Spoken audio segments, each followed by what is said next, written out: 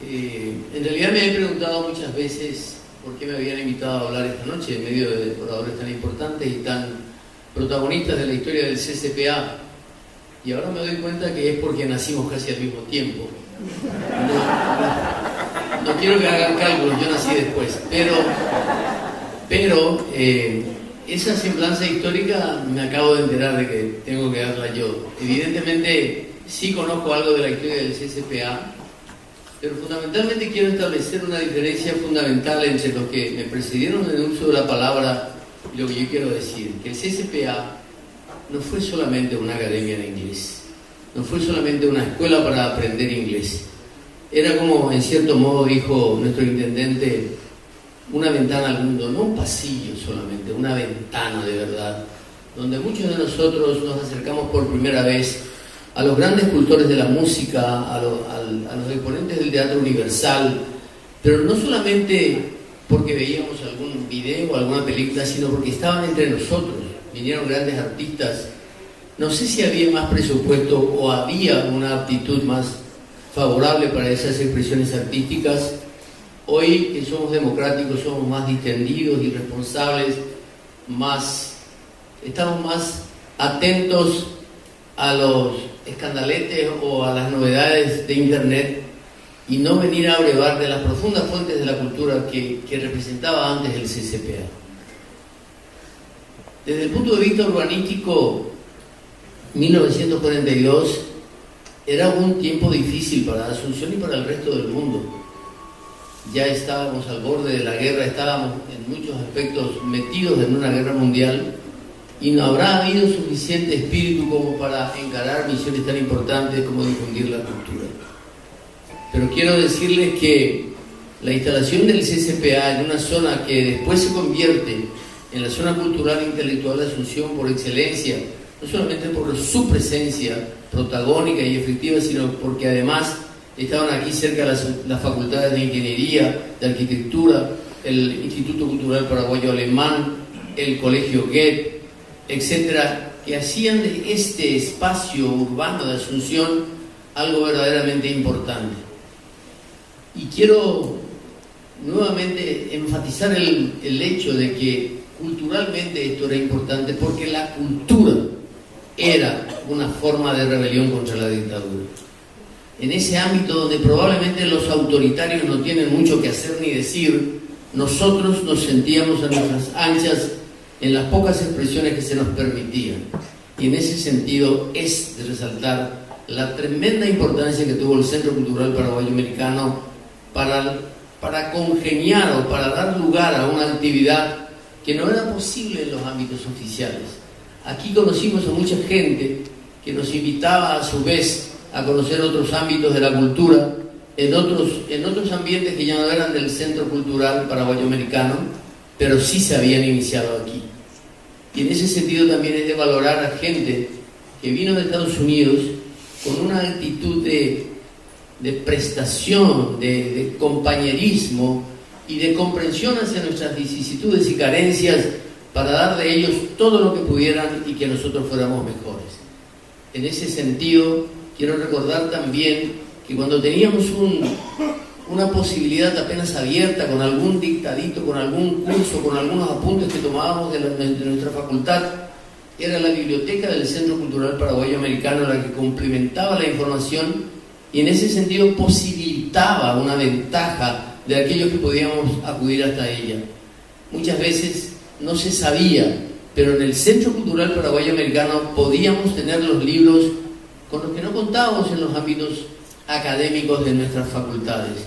Y en ese sentido también es meritorio reconocer en el Centro Cultural Paraguayo Americano esa gran posibilidad que nos abriera.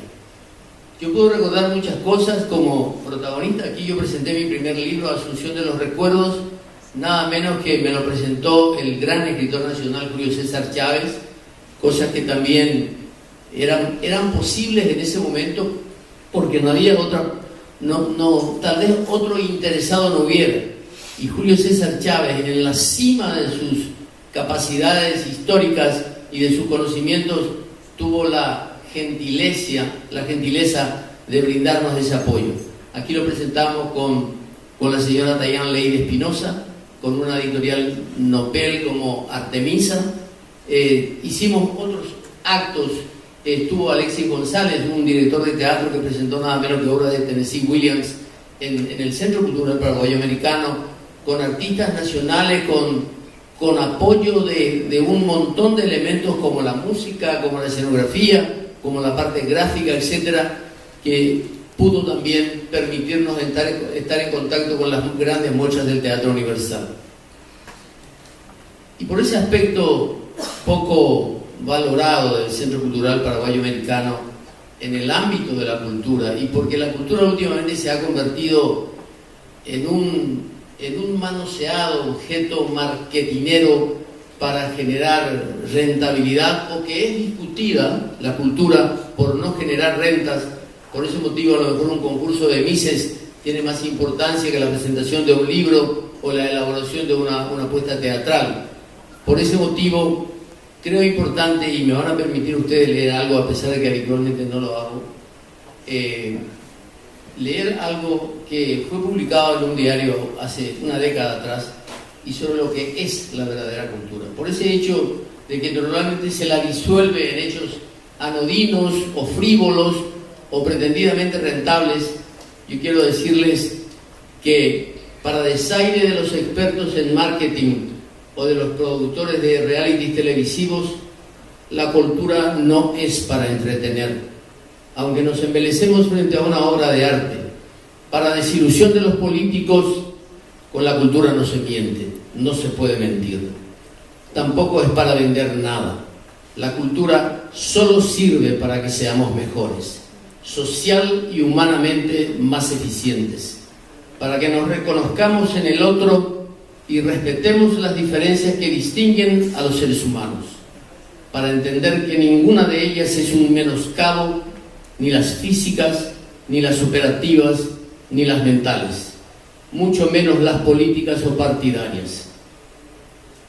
La cultura sirve para manifestar nuestros talentos, nuestra sensibilidad, nuestras habilidades, nuestra visión del mundo. Sirve para comunicarnos mejor, para entendernos mejor, para respetarnos más. Permite admirar y enaltecer los logros de la raza humana.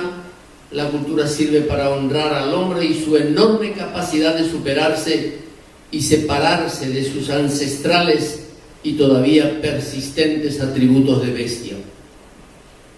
Es para que nos regocijemos con lo que podamos ser u obtener para vivir decentemente, para comprender que no hace falta demasiado dinero para ser feliz, y que a veces ni siquiera hace falta para admirar y disfrutar la belleza de la creación. Para esto último sí es indispensable la cultura, para convivir con nuestros semejantes y con las otras especies, para conservar nuestro planeta y proyectar una colectividad humana mejor, más saludable, consciente y responsable.